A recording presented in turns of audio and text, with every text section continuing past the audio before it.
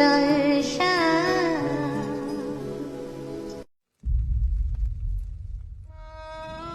পরে চলে গেল কে।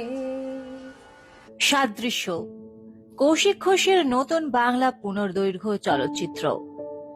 সমকালীন বাংলা চলচ্চিত্রে স্বল্প দৈর্ঘ্যের ছবির জগতে সারা ভারতের অন্যতম প্রতিভাবান পরিচালক কৌশিক ঘোষ।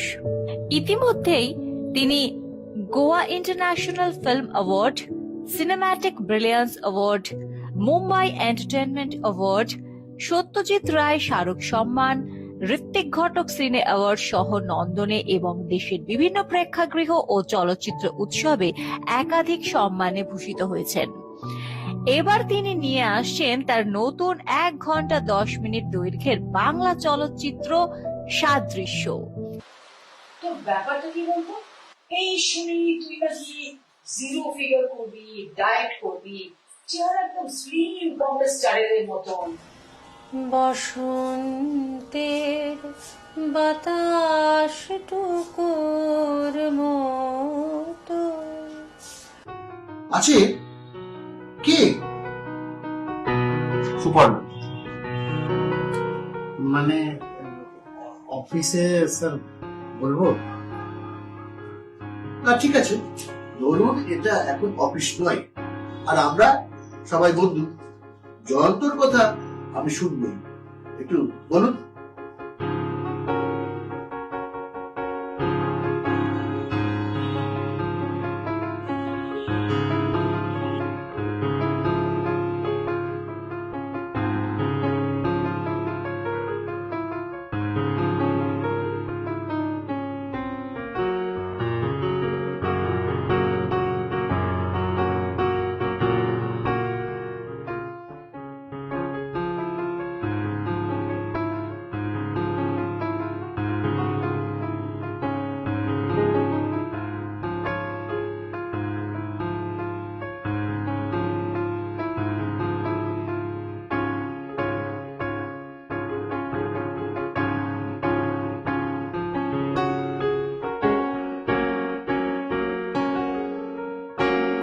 ছবিতে অভিনয় করেছেন প্রিয়া সাউ, শিবনারায়ণ বসু, কৌশিক ঘোষ এবং বিশিষ্ট অভিনেত্রী দেবিকা মুখার্জি। ছবির গল্প ও চিত্রনাট্য লিখেছেন কৌশিক ঘোষ নিজেই। চিত্রগ্রহণে রয়েছেন স্বরূপ ভট্টাচার্য ও অজয় বর্মন। ছবির গানে কণ্ঠ দিয়েছেন ম্যাডোনা চট্টোপাধ্যায় এবং প্রযোজক ঋতু ধুরকা। পরিচালক কৌশিক ঘোষের কথায় সাদৃশ্য একটি আবেগঘন ও ব্যতিক্রমী চলচ্চিত্র। বিশেষ করে নতুন অভিনেত্রী প্রিয়া সাউ এবং বর্ষিয়ান অভিনেত্রী দেবিকা মুখার্জির অভিনয় দর্শকদের মুগ্ধ করবে। তাদের অসাধারণ অভিনয় দর্শকদের পর্দা থেকে চোখ সরাতে দেবেন না বলেই তার বিশ্বাস। প্রথম পর্যায়ে ছবিটি দেশের বিভিন্ন জাতীয় ও আন্তর্জাতিক চলচ্চিত্র উৎসবে প্রদর্শিত হবে। ইতিমধ্যেই চলচ্চিত্রকে ঘিরে চলচ্চিত্র প্রেমীদের মধ্যে কৌতূহল তৈরি হয়েছে। এবার অপেক্ষা শুধুই বড় পর্দায় কৌশিক ঘোষের নতুন সিনেম্যাটিক ম্যাজিক দেখার।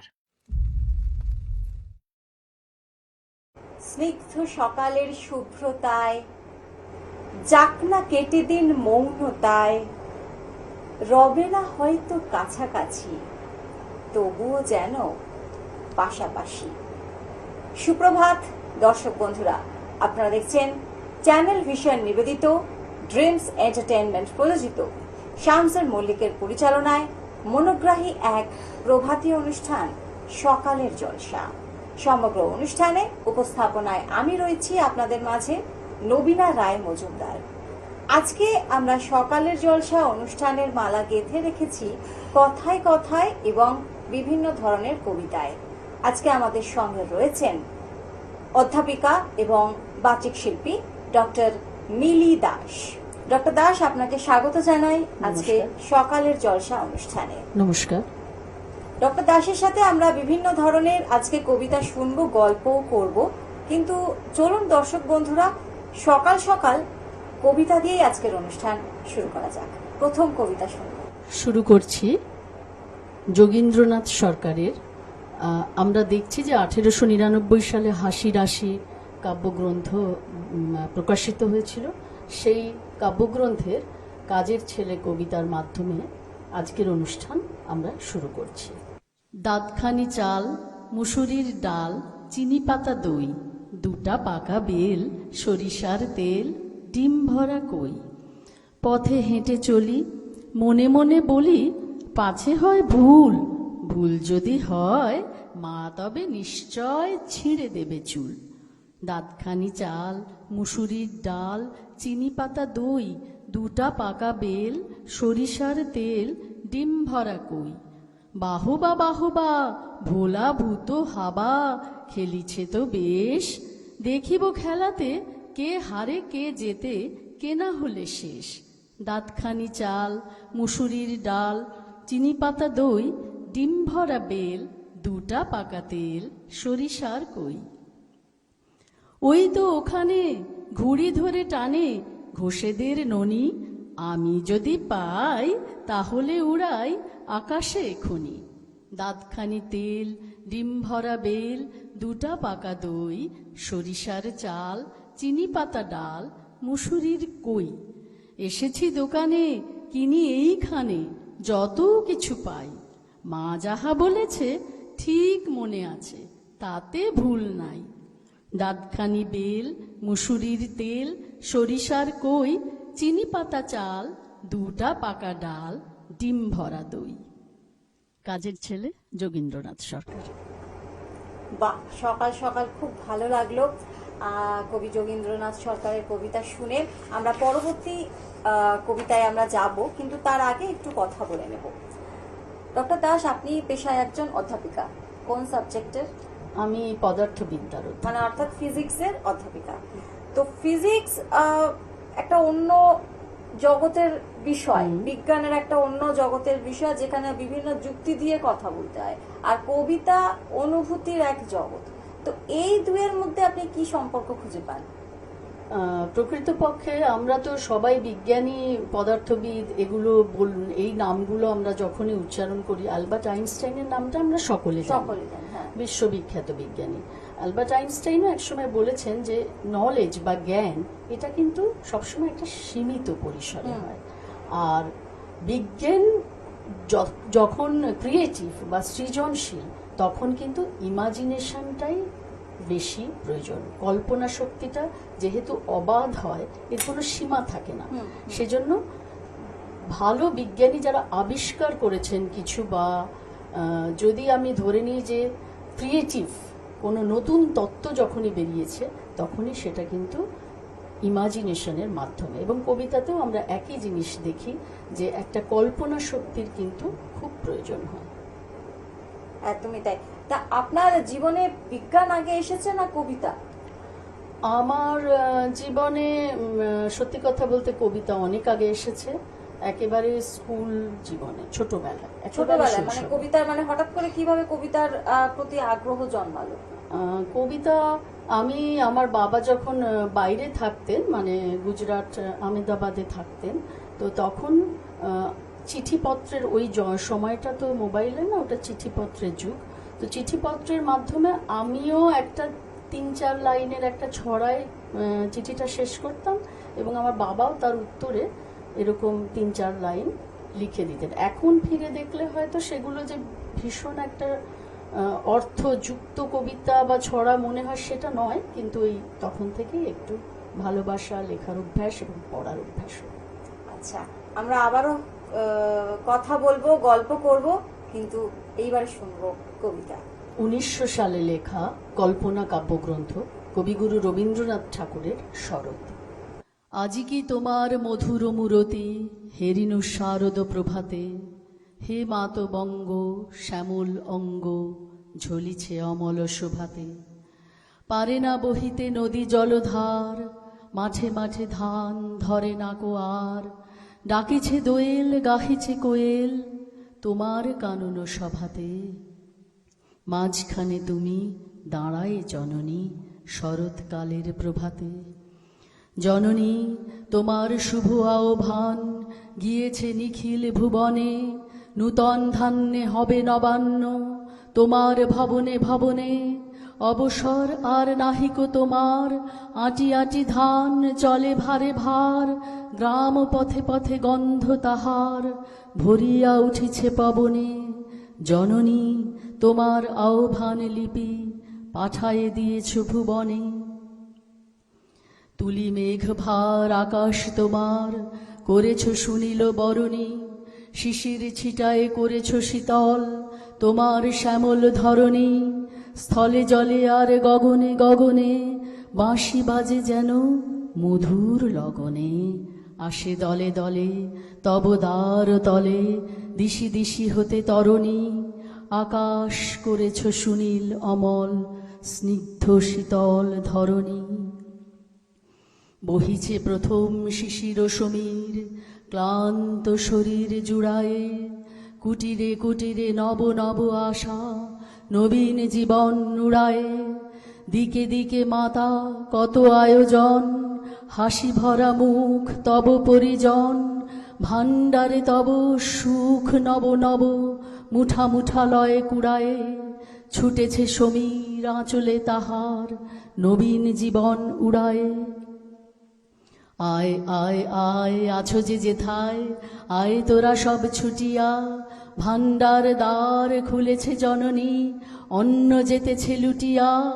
ওপার হইতে আয় খেয়া দিয়ে, ওপাড়া হইতে আয় মায়ে ঝিয়ে, কে কাঁদে ক্ষুধায় জননী সুধায়, আয় তোরা সবে জুটিয়া।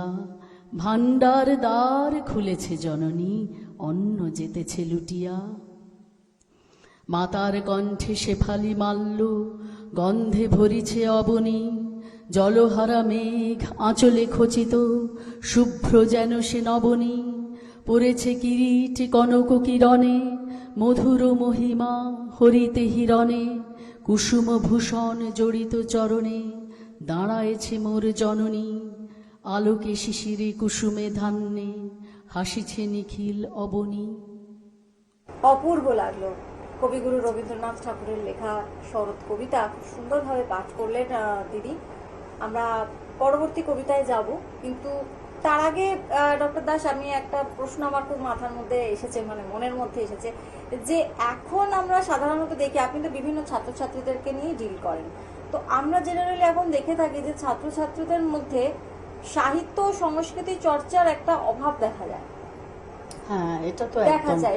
এইটা কতটা গুরুত্বপূর্ণ বলে আপনার মনে হয়? মানে পড়াশোনা তো করতেই হবে, তো অ্যাপার্ট ফ্রম দ্যাট যে এই যে একটা সাহিত্য সংস্কৃতি যেটা আমাদের মনকে একটা খুব সুন্দরভাবে একটা প্রশান্তি দেয়, তো এইটা কতটা গুরুত্ব বলে আপনার মনে হয়, আর কিভাবে ছাত্রছাত্রীদেরকে এটা ফোকাস করা উচিত, তার জন্য পরিবারের কি ভূমিকা থাকা?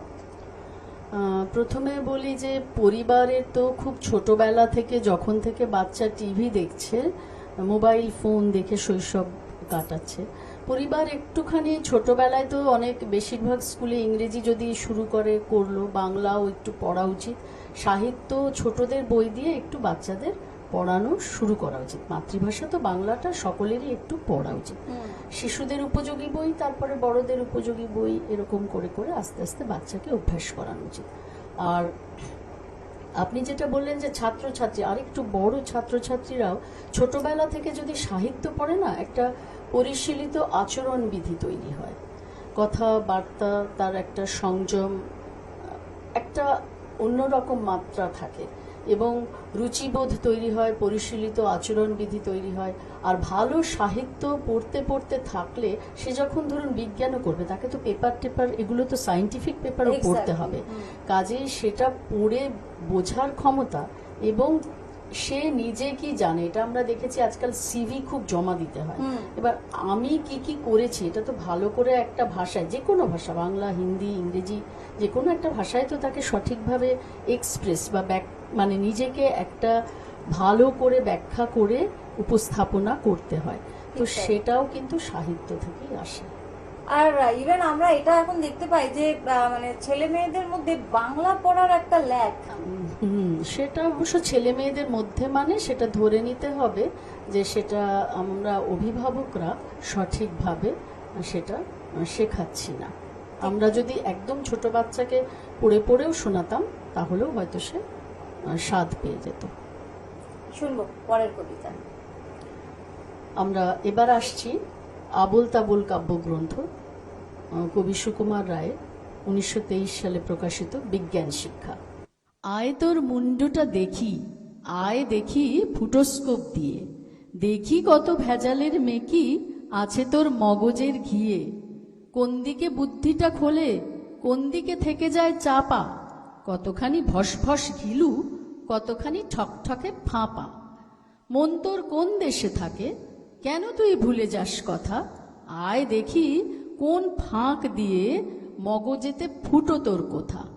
টোল খাওয়া ছাতা পড়া মাথা, ফাটা মতো মনে হয় যেন, আয় দেখি বিশ্লেষ করে, চোপড়াও ভয় পাস কেন, কাত হয়ে কান ধরে দাঁড়া, জিভখানা উল্টিয়ে দেখা, ভালো করে বুঝে শুনে দেখি বিজ্ঞানে যেরকম লেখা। মুন্ডুতে ম্যাগনেট ফেলে, বাঁশ দিয়ে রিফ্লেক্ট করে, ইট দিয়ে ভেলোসিটি কষে, দেখি মাথা ঘোরে কি না ঘোরে। কবিতার মধ্যেও বিজ্ঞান শিক্ষা তাহলে রয়েছে, হ্যাঁ। তাই তো? যেটা নিয়ে আমাদের আজকের আলোচ্য বিষয় ছিল। একটু আগে আপনার সাথে কথা হচ্ছিল যে মানে কবিতার মধ্যে কি বিজ্ঞান খুঁজে পান। আচ্ছা, আপনি কি আপনার কখনো আপনার পড়াশোনার সময় ফিজিক্সের মধ্যে কি কখনো বিজ্ঞান মানে কবিতাকে খুঁজে পেয়েছেন কোথাও, বা কবিতাকে কি কখনো মানে কাজে লাগিয়েছেন পড়ানোর সময়? সেটা কবিতা তো অনেক কিছু, মানে একটা অনেক রকম কল্পনা এবং রূপক সেরকম তো হয়েই থাকে, সেটা তো অবশ্যই। একদম। আজকে আমরা বিভিন্ন ধরনের কবিতা শুনছি। আজকে ডক্টর দাসের কাছ থেকে আমরা পরবর্তী কবিতা শুনবো। এবারে আমরা 1936 সালে প্রকাশিত ধূসর পাণ্ডুলিপির কবি জীবনানন্দ দাশ রচিত বোধ কবিতাটি কিছুটা অংশ আমি পড়ে শোনাচ্ছি। যদিও এই কবিতাটি প্রথম 1930 সালে প্রগতি পত্রিকায় প্রকাশিত হয়েছিল। আলো অন্ধকারে যায়, মাথার ভিতরে স্বপ্ন নয়, কোন এক বোধ কাজ করে। স্বপ্ন নয়, শান্তি নয়, ভালোবাসা নয়, হৃদয়ের মাঝে এক বোধ জন্ম লয়। আমি তারে পারি না এড়াতে, সে আমার হাত রাখে হাতে, সব কাজ তুচ্ছ হয়, পণ্ড মনে হয়, সব চিন্তা প্রার্থনার সকল সময় শূন্য মনে হয়, শূন্য মনে হয়। সহজ লোকের মতো কে চলিতে পারে, কে থামিতে পারে এই আলোয় আঁধারে সহজ লোকের মতো? তাদের মতন ভাষা কথা কে বলিতে পারে আর, কোনো নিশ্চয়তা কে জানিতে পারে আর? শরীরের স্বাদ কে বুঝিতে চায় আর? প্রাণের আহ্লাদ সকল লোকের মতো কে পাবে আবার? সকল লোকের মতো বীজ বুনে আর স্বাদ কই? ফসলের আকাঙ্ক্ষায় থেকে শরীরে মাটির গন্ধ মেখে, শরীরে জলের গন্ধ মেখে, উৎসাহে আলোর দিকে চেয়ে চাষার মতন প্রাণ পেয়ে, কে আর রহিবে জেগে পৃথিবীর পরে? স্বপ্ন নয়, শান্তি নয়, কোন এক বোধ কাজ করে মাথার ভিতরে। কথায় বলে মানুষ ও কবিতা অবিচ্ছেদ্য। মানুষ থাকলে বুঝতে হবে কবিতা আছে, আর কবিতা থাকলে বুঝতে হবে মানুষ আছে, তাই তো? হ্যাঁ, একেবারে সঠিক। পরবর্তী কবিতায় যাব, তার আগে আমি ডক্টর দাসকে জিজ্ঞেস করতে চাইবো যে গবেষণা, অধ্যাপনা, ব্যক্তিগত জীবন, এই সবকিছু সামলে কবিতার জন্য সময়টা কিভাবে বের করা হয়? হ্যাঁ, এটা তো ঠিকই যে অধ্যাপনা, ব্যক্তিগত জীবন এগুলোতে অনেকটা সময় ব্যয় হয়, হ্যাঁ অনেকটা সময়।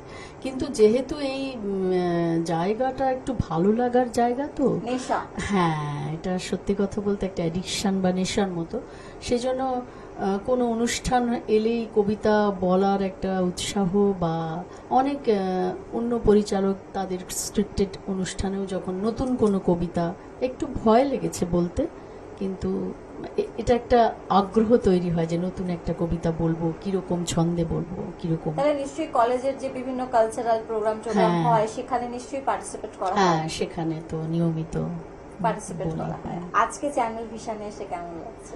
আজকে খুব ভালো লাগছে, এবং এখানে একটা ঘরোয়া পরিবেশ মনে হচ্ছে, যেটা মানে বলতে খুব আমি স্বচ্ছন্দ বোধ করছি। মানে একটু তো ভয় ভয় থাকে স্টুডিও, স্বাভাবিক। কিন্তু মানে আপনার উপস্থিতি বা সকলের ভালো লাগছে।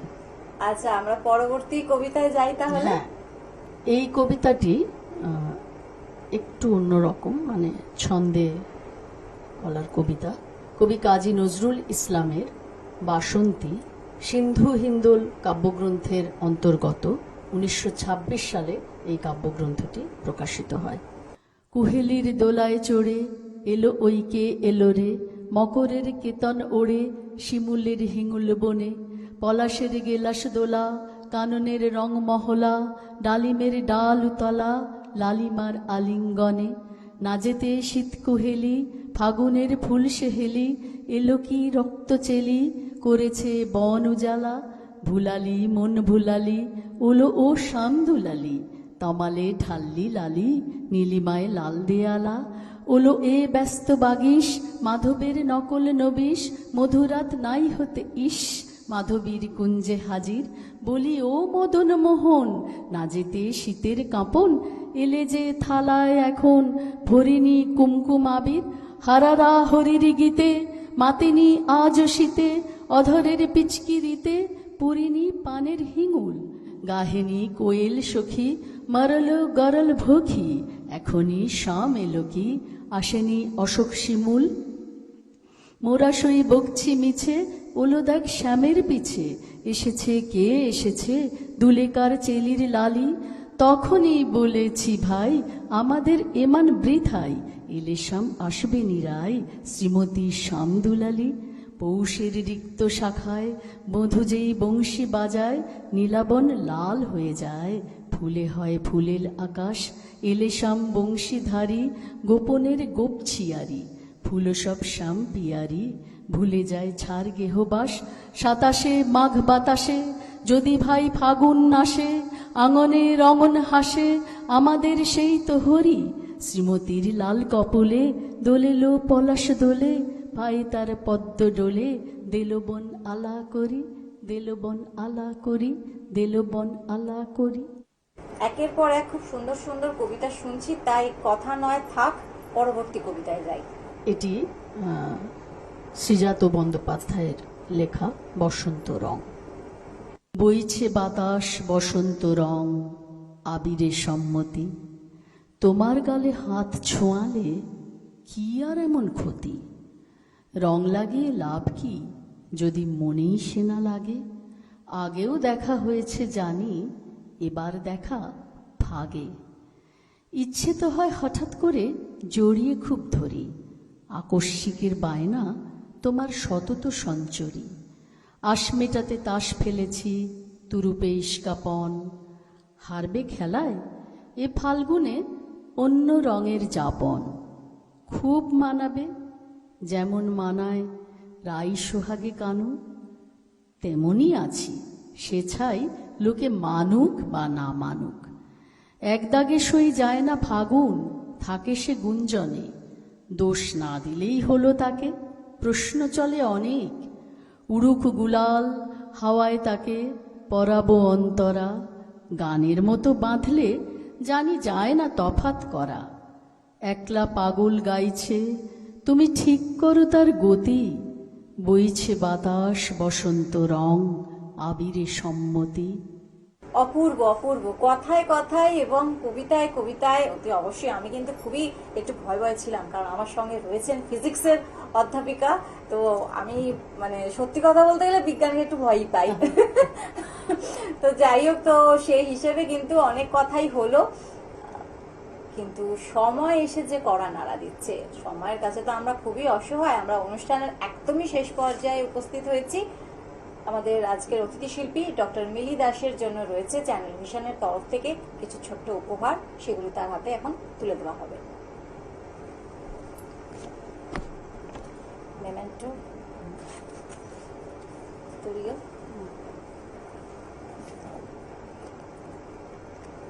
কথা হবে, দেখা হবে অন্য কোনো পর্বে, অন্য কোনো অতিথি শিল্পীর সঙ্গে। সকলে ভালো থাকবেন। নমস্কার। সকালে জল